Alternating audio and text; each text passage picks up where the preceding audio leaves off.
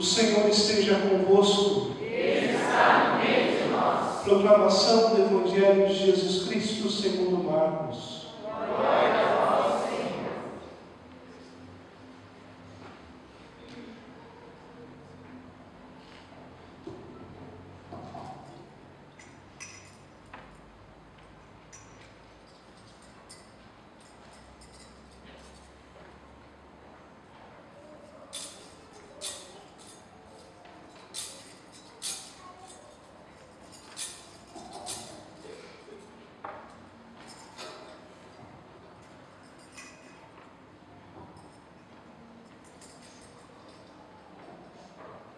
Naquele tempo, Jesus chamou os 12 e começou a enviá-los 2 a 2, dando-lhes poder sobre os espíritos impuros. Recomendou-lhes que não levassem nada para o caminho, a não ser um cajado, nem pão, nem sacola, nem dinheiro na cintura. Mandou que andassem de sandálias e que não levassem 2 túnicas. E Jesus disse ainda: quando entrardes numa casa, ficai ali até a vossa partida. Se em algum lugar não vos receberem, nem quiserem vos escutar, quando sairdes, sacudi a poeira dos pés como testemunho contra eles. Então os 12 partiram e pregaram que todos se convertessem. Expulsavam muitos demônios e curaram numerosos doentes, ungindo-os com óleo. Palavra da salvação. Glória a vós, Senhor.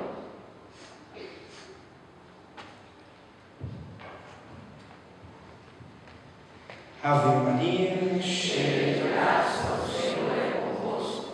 Bendita sois vós entre as mulheres. Bendito é o fruto do vosso ventre, Jesus. Santa Maria, Mãe de Deus, rogai por nós, pecadores, agora e na hora de nossa morte. Amém. Nossa Senhora do Rosário de Fátima, Rogai por nós. Santos Anjos da Guarda, Rogai por nós. Santa Elizabeth da Trindade, Rogai por nós. podemos nos sentar. Primeiramente quero pedir desculpas caso aconteça de falhar a voz, gaitear ou coisas do gênero, porque nós chegamos diretamente do aeroporto, né? Eles foram me buscar, o avião desceu eu saí daquela porta, era o quê? 5h15, 5h10, chegamos aqui 7h05, mais ou menos, né? E então também acabei ficando com uma crise alérgica, então o nariz está meio entupido, mas não poderia deixar de rezar esta Santa Missa. Primeiro, né, por amor a Jesus, porque já estou com saudade de estar aqui, e depois também porque não posso deixar que as ovelhas fiquem sem a Santa Missa. Meus irmãos, nós temos diante de nós uma palavra lindíssima. Eu penso que hoje nós vivemos num mundo que enfrenta uma crise grande, que é a crise do sentido da vida. Muitas pessoas por aí estão sofrendo e se questionam da seguinte forma, né? Parece que minha vida perdeu sentido, parece que a minha vida entrou... Estou dando microfone.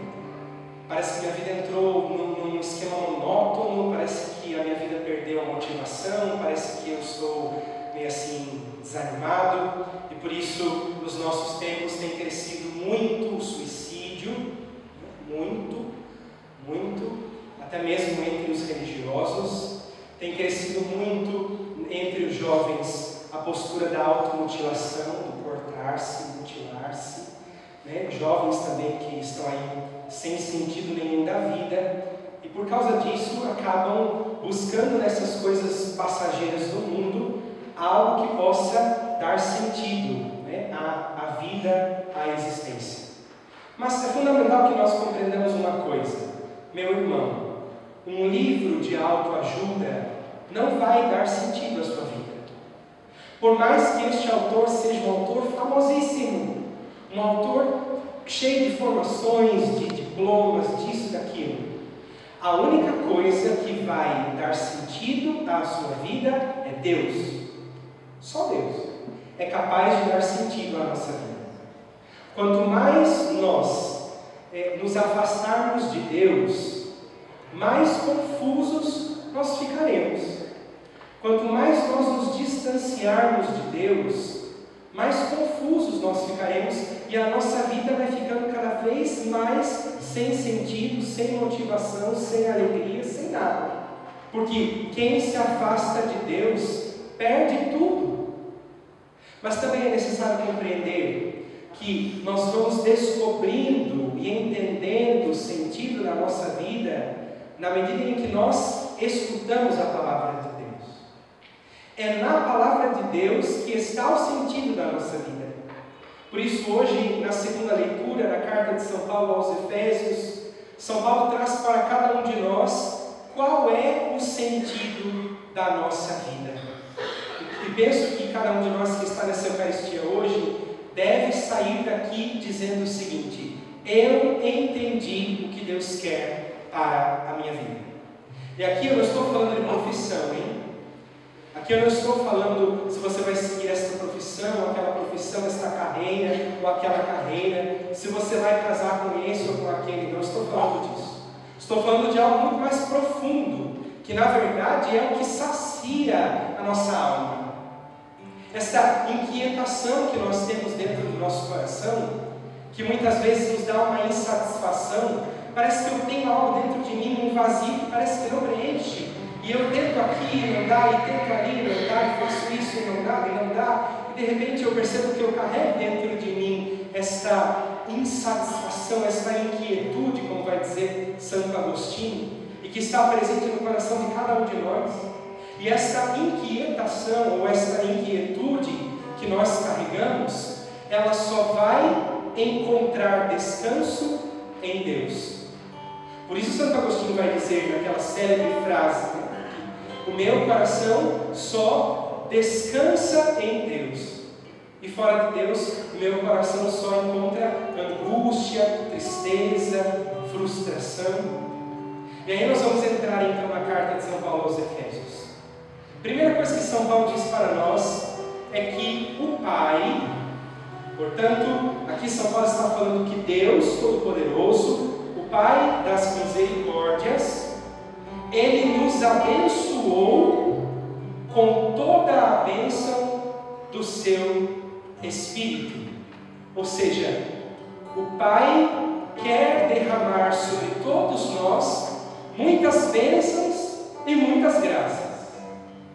Porém, diz São Paulo, que estas bênçãos, elas nos alcançarão na medida em que crescer a nossa comunhão com Jesus.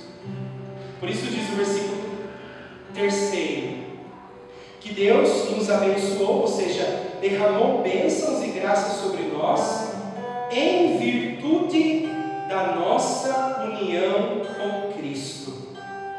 Ou seja, para que as bênçãos sejam derramadas sobre nós, para que as graças sejam derramadas sobre nós, nós precisamos estar unidos a Jesus.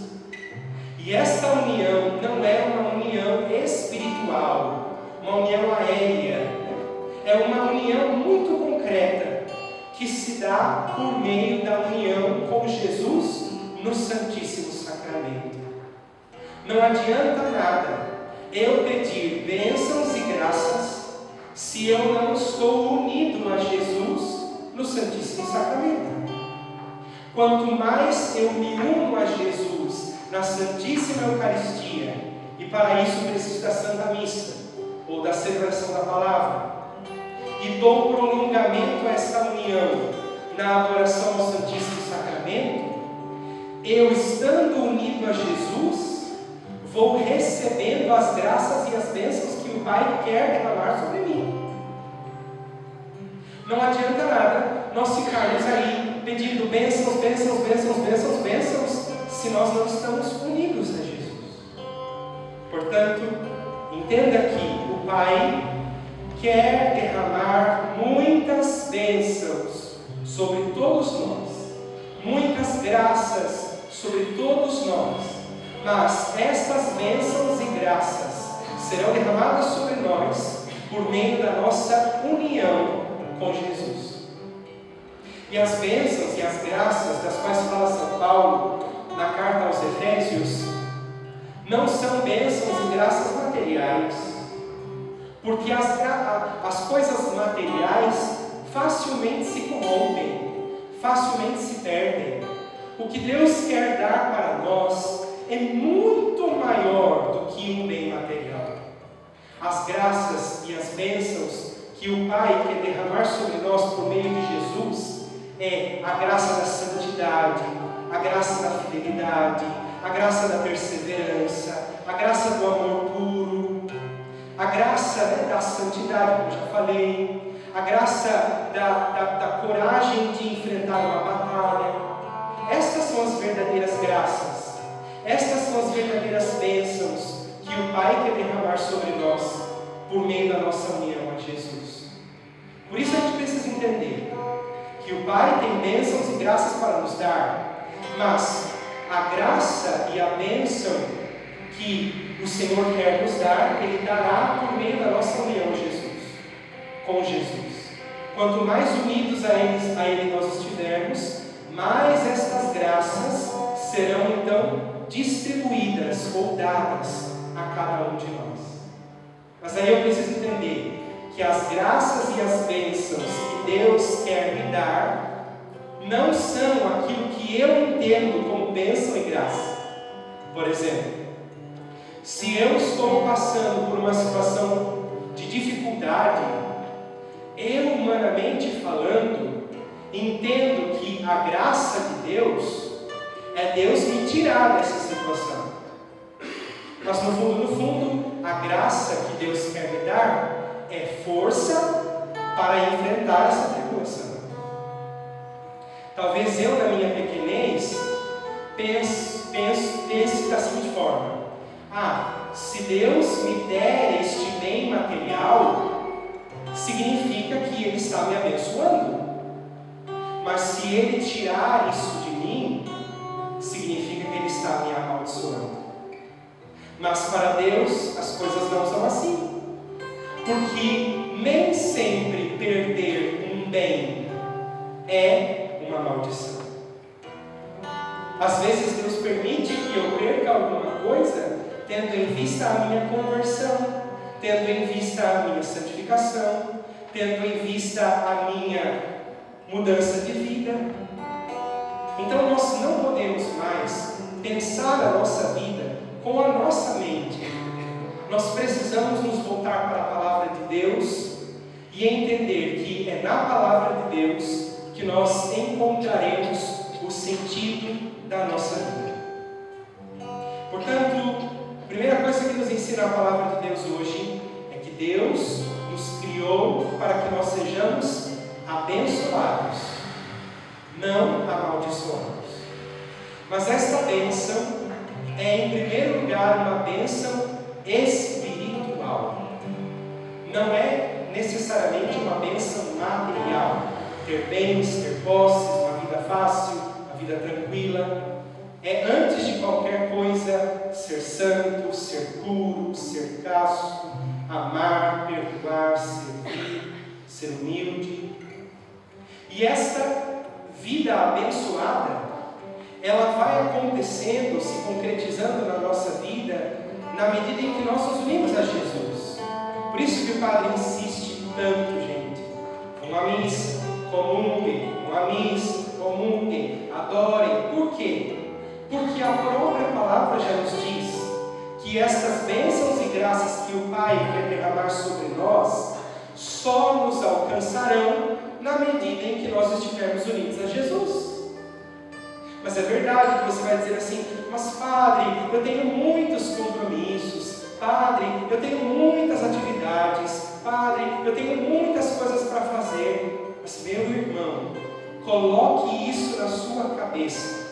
O único canal para que as bênçãos e as graças sejam derramadas sobre a minha vida é a união íntima com Jesus. Todas as vezes que você deixa de lado esta união, não vai à missa, ou porque arrumou uma desculpa, porque está com preguiça, porque está fazendo outra coisa, você está desperdiçando as graças que Deus quer derramar sobre a sua vida. É aquilo que a gente sempre diz, né? Se estando com Jesus já é difícil, imagine se nós nos afastarmos dele. Se eu, como padre, rezando todo dia, comungando todo dia, já levo palavra tudo quanto é lado, imagine se eu não fizer isso todo dia. Se eu já sou difícil, rezando todo dia, adorando todo dia, meditando a palavra todo dia, imagine se eu não fizer. Então, se você quer que as bênçãos e as graças te alcancem, lembre-se, não são bênçãos e graças materiais. Pode ser que elas cheguem, mas em primeiro lugar não são. Se você quer que as bênçãos te alcancem, você precisa estar unido a Jesus.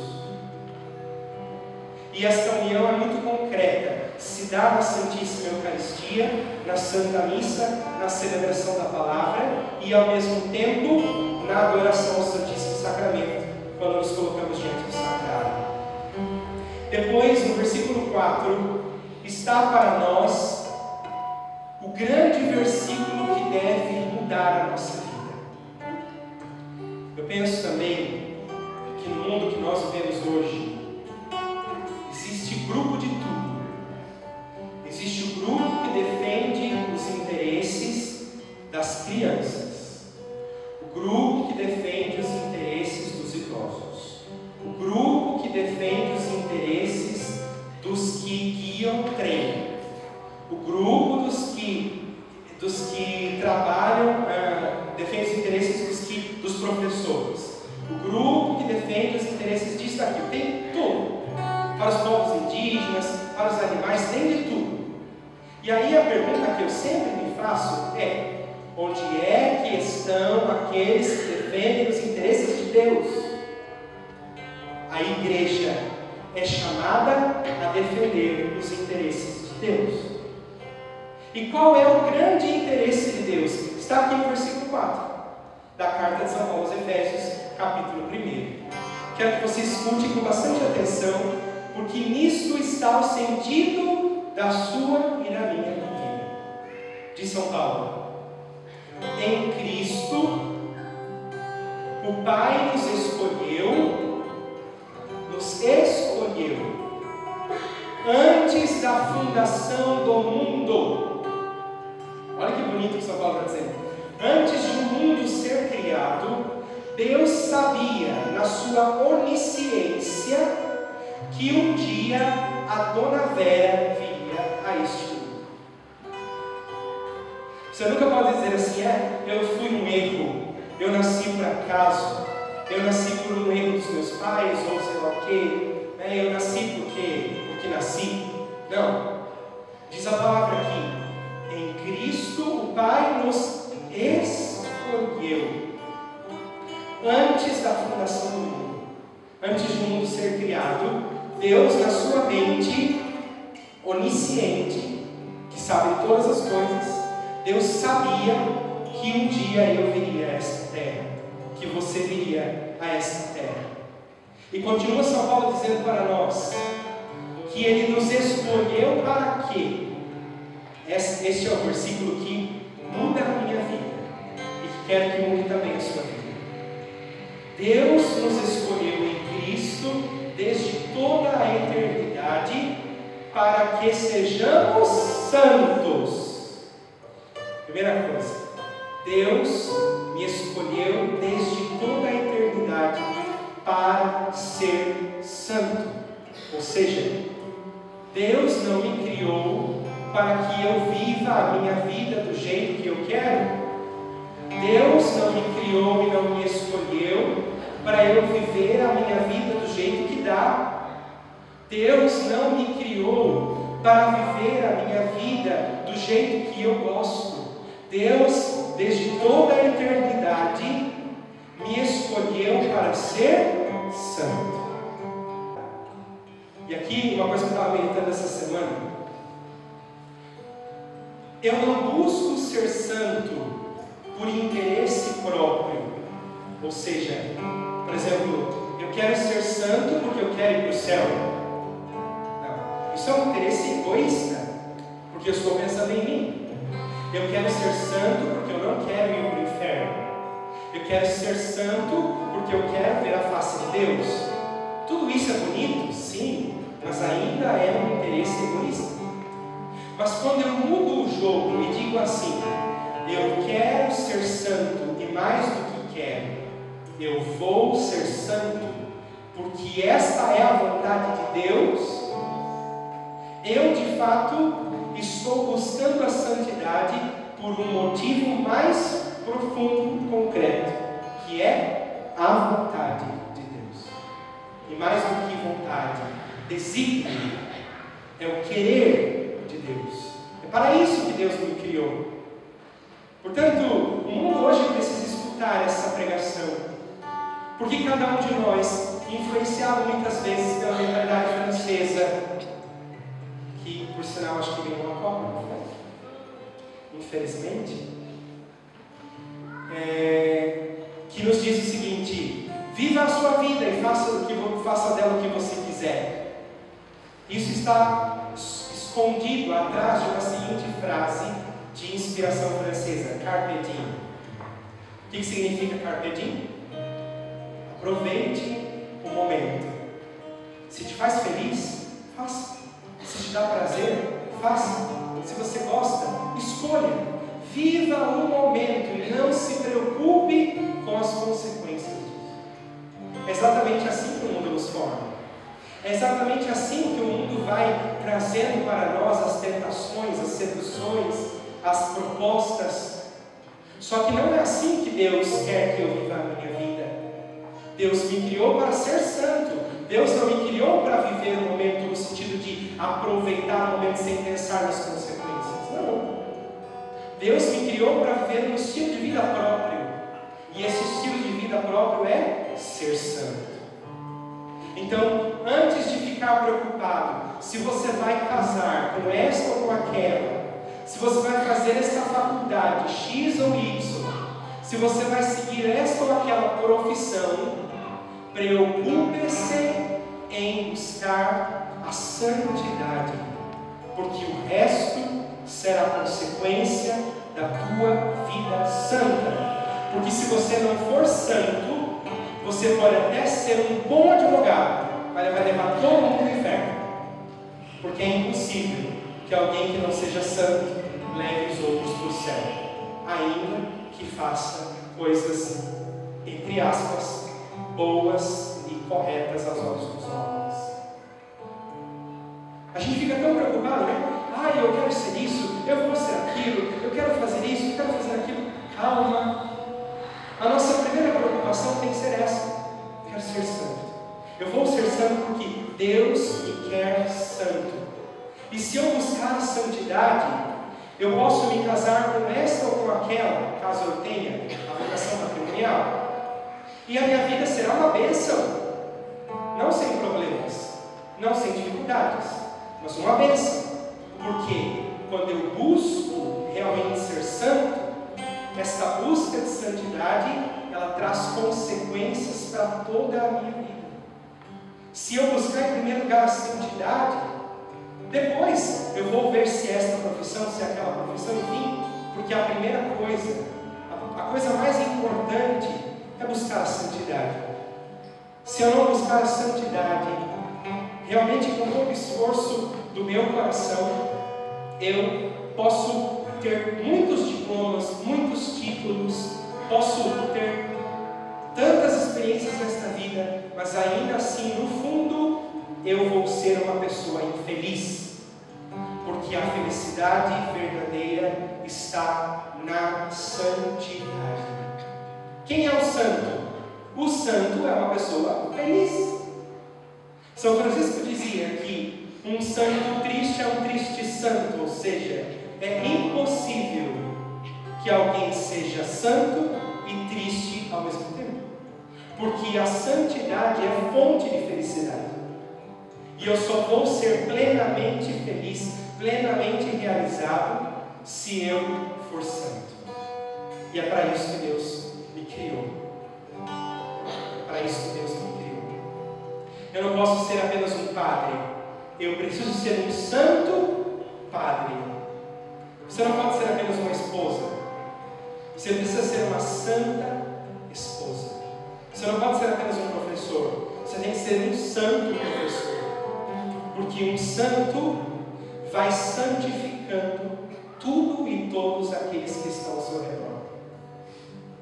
Há uma frase de um discurso, um texto de meditação de um autor americano que gosto muito, que ele, num dos diálogos com Deus, ele escreve assim: como posso perguntar a Deus o que Ele quer que eu faça?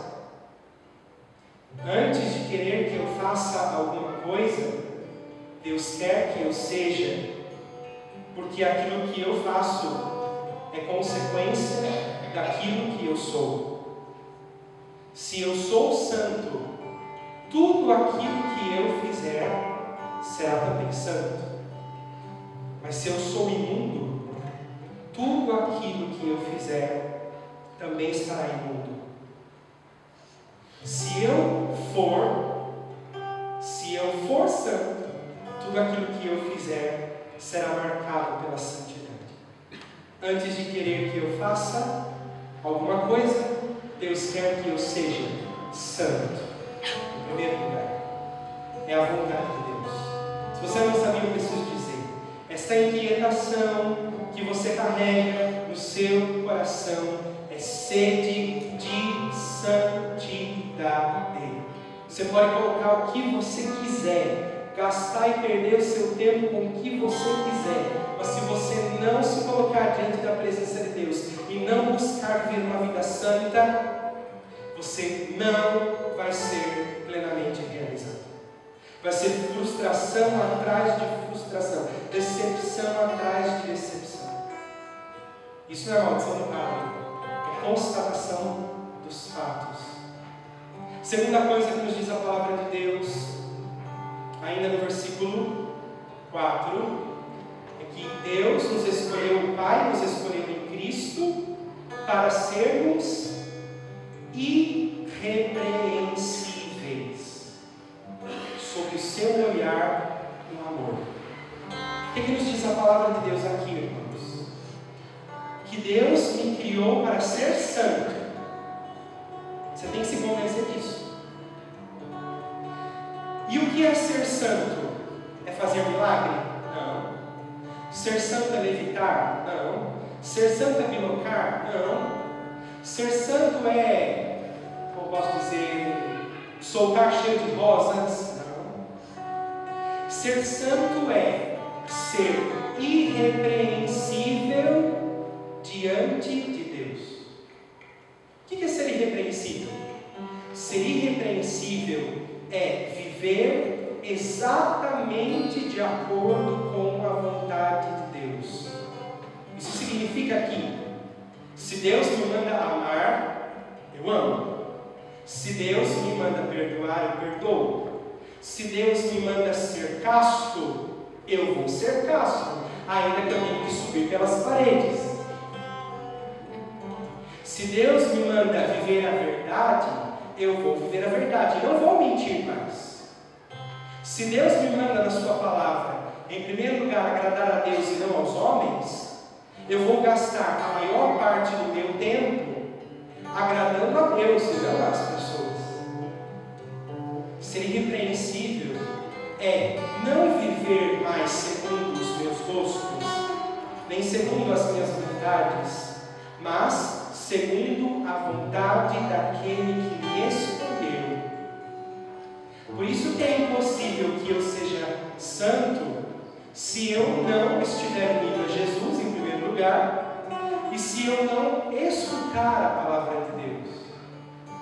Por isso que eu dou tanta importância na pregação da palavra, e para mim seria muito mais fácil dizer 3 palavras aqui na frente e dizer: olha, a palavra de Deus é muito bonita, está muito clara, creia em Deus Pai Todo-Poderoso. Para mim é muito mais fácil. Mas eu sei que se eu fizer isso, você não vai compreender a palavra. E se você não compreender a palavra, você não vai ser santo. E se você não for ser santo, você vai se perder. E se você se perder, a responsabilidade vai ser minha. Porque eu devia ter formado, eu devia ter exortado e não exortei. Então Deus me chamou, e mais do que chamar, me escolheu para ser santo, para ser irrepreensível diante dele.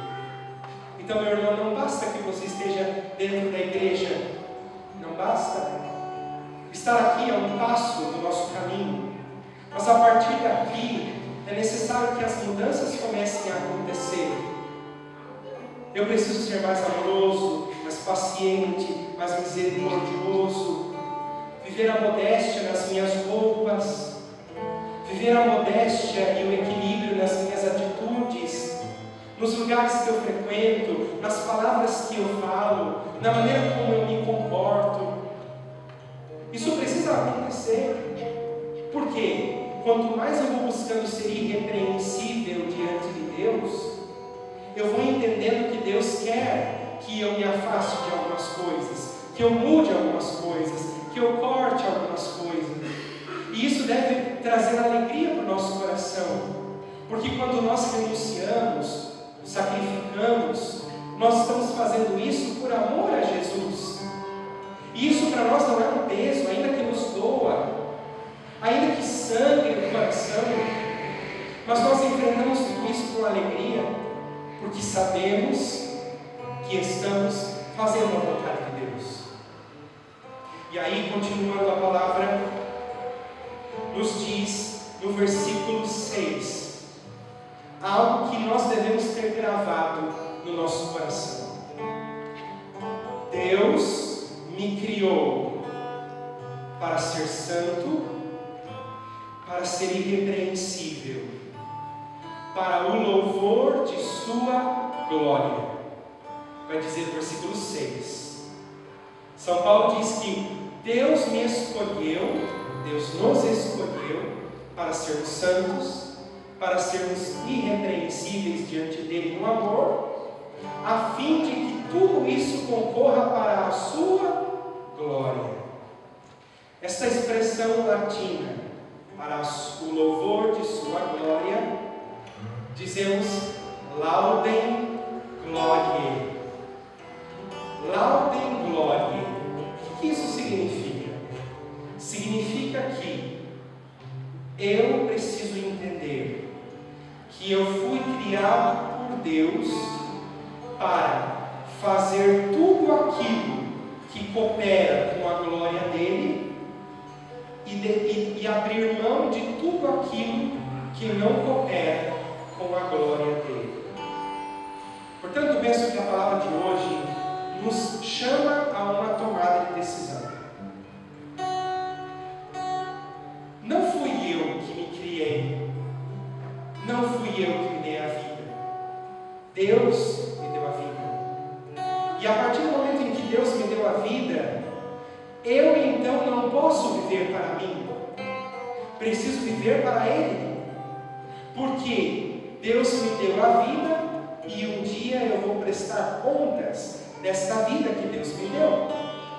E quando o Senhor me chamar no juízo particular, eu vou poder dizer a Ele: olha, Senhor, tudo aquilo que eu fiz na terra foi por causa do Senhor. Todas as renúncias que eu fiz foi por causa do Senhor. Todos os sacrifícios foi por causa do Senhor. Toda a minha vida foi por causa do Senhor, para o louvor de sua glória.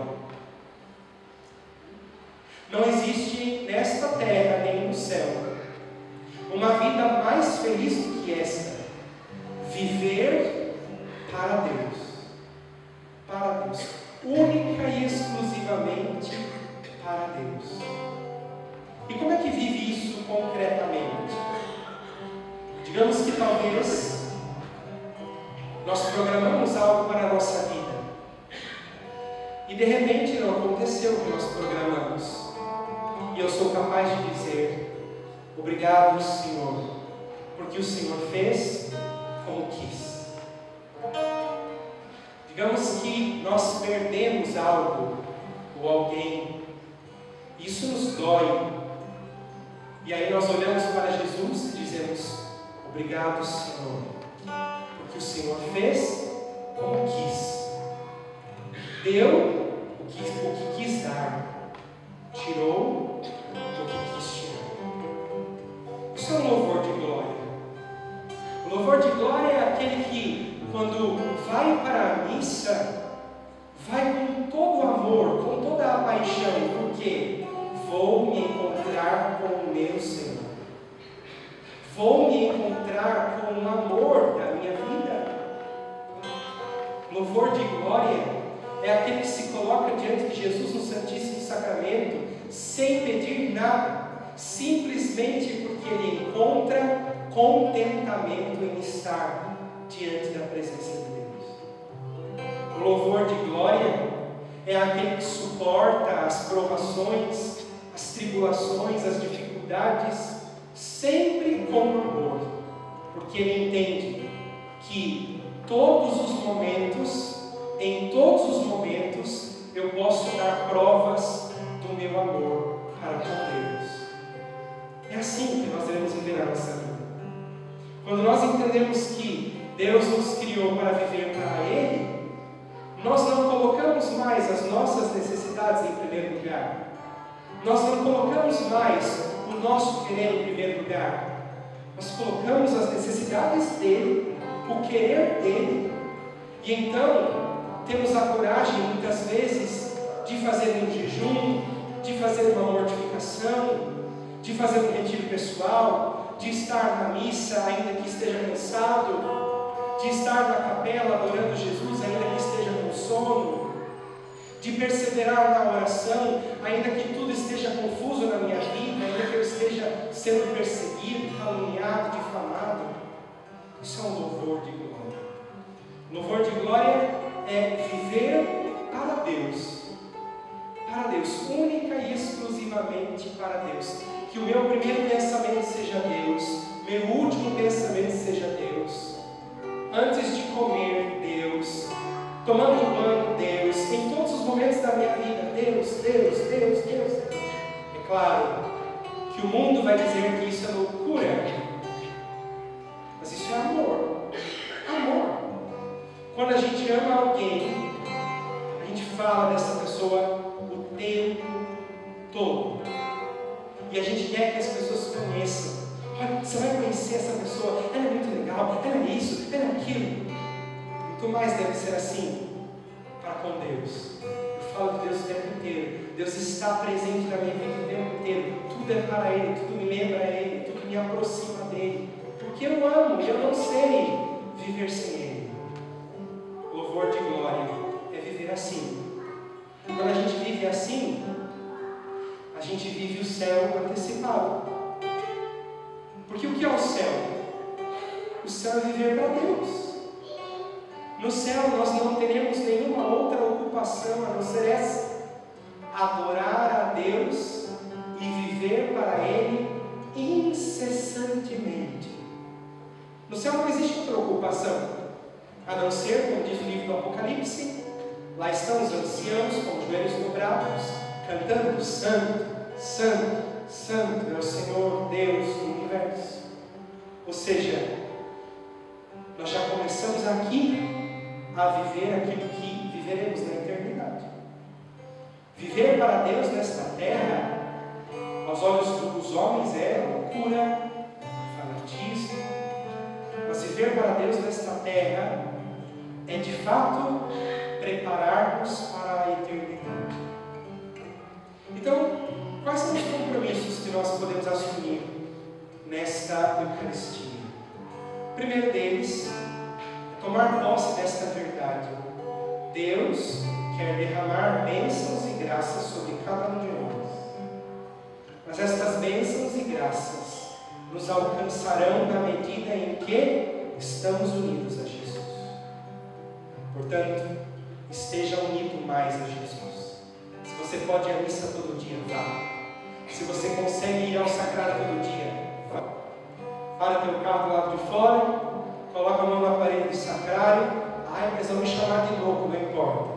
Agradar primeiramente a Deus, não aos homens. Dizer, Senhor, eu te adoro no Santíssimo Sacramento, porque eu sei que tu estás aqui.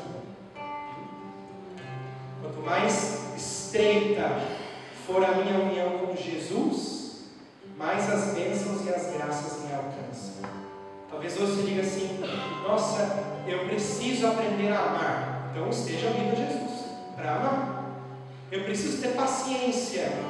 Esteja unido a Jesus para ser paciente. Eu preciso ser misericordioso. Esteja unido a Jesus para ser misericordioso.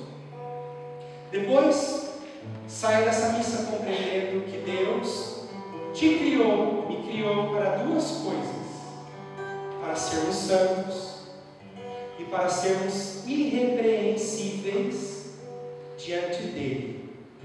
Ser santo, e eu vou ser santo na medida em que eu vivo para ou segundo a sua vontade. Se ele me manda ir, eu vou. Se ele diz que eu não vou, eu não vou. Se ele manda colocar, eu coloco. Se ele manda tirar, eu tiro. E por fim, versículo 6 do primeiro capítulo da carta de São Paulo aos Efésios: Deus nos criou para a sua glória. Tudo o que eu fizer, que seja para a glória de Deus. Tudo. Desde o primeiro momento em que eu acordo, até o momento em que eu vou dormir, toda a minha noite, que seja para a glória de Deus. Senhor, os passos que eu estou dando são para a tua glória. Senhor, esta humilhação que eu passei é para a tua glória. Senhor, esta perda que eu sofri é para a tua glória. Senhor, estar na missa aqui é para a tua glória. Tudo seja para a glória de Deus. E assim viveremos o nosso céu antecipado. Aqueles que quiserem podem ainda continuar. Por mim ainda pregaria 1 hora, ainda mais. Mas já são 9 horas e a gente precisa seguir. Mas quem quiser pode se aproximar de uma pessoa, de uma santa importantíssima na vida da igreja, que se chama Santa Elizabeth da Trindade. Também é uma santa carmelita, contemporânea de Santa Teresinha do Menino Jesus. As duas nunca se viram, mas pelo menos a Santa Elizabeth tinha Santa Teresinha como sua irmã espiritual. Santa Teresinha morreu com 24 anos de tuberculose. Santa Elizabeth da Trindade morreu com 26 anos de mal de Addison. E ela então escreveu o que nós chamamos de obras completas de Santa Elizabeth da Trindade. No Brasil, estas obras completas não são assim tão completas. Ainda faltam algumas coisas, mas é o texto que temos acesso. Não é tão fácil de encontrar, mas se você se esforçar um pouco, vai conseguir. E Santa Elizabeth da Trindade, ela viveu exatamente isso que o padre está pregando. Ela dizia: o meu nome é Laudem Gloriae. O que isso significa? O meu nome é louvor de glória. Porque ela dizia que não faz sentido viver a vida nesta terra se nós não vivermos para a glória de Deus. Eu posso conquistar todos os títulos deste mundo. Eu posso conquistar todas as honras deste mundo. Mas se eu não for santo, se eu não for irrepreensível aos olhos de Deus, e se eu não viver para a glória de Deus, tudo foi em vão. E aí, dentro das obras completas, nós temos o retiro, Laudem Gloriae, onde Santa Elizabeth explica, através de parágrafos lindíssimos, que é o que eu ia pregar, o que é louvor de glória. Então, se você tem interesse, procure Santa Elizabeth da Trindade, Ela morreu em 1906, nasceu em 1880 e faleceu com 26 anos de idade na França, no Carmelo de Dijon, francês de Dijon. Então nós temos que conhecer os santos e as santas para aprender como viver a nossa fé. E aqui, quando meditei sobre Efésios, não poderia deixar de passar Santa Elizabeth da Trindade, porque este trecho que escutamos na segunda leitura é a palavra de vida de Santa Elizabeth. Esta é a palavra que ela viveu a vida inteira, e tudo aquilo, quase tudo aquilo que ela viveu está aqui nas obras completas de Santa Elizabeth da Trindade. Se você for procurar na internet, vai encontrar Isabel da Trindade ou então Elizabeth da Trindade, que na verdade é a mesma coisa. Então peçamos ao Senhor que Ele nos conceda esta graça. Senhor, nós queremos viver esta palavra. Por isso pedimos que Teu Espírito Santo neste momento confirme aquilo que ouvimos no nosso coração, para que nada se perca, Senhor. Que o inimigo não roube esta palavra de nós, mas que ela penetre a terra do nosso coração e produza muitos frutos, muitos frutos. Que possamos viver a Tua palavra, que possamos ser santos, que possamos ser irrepreensíveis aos Teus olhos, que possamos viver a nossa vida para o Senhor, para a Sua glória, e que a nossa única preocupação seja esta: fazer a Sua vontade. Não importa o que pensem, não importa o que vão falar, não importa as circunstâncias, que a nossa alegria, que o sentido da nossa vida esteja nisso: fazer o que o Senhor quer e ser o que o Senhor quer.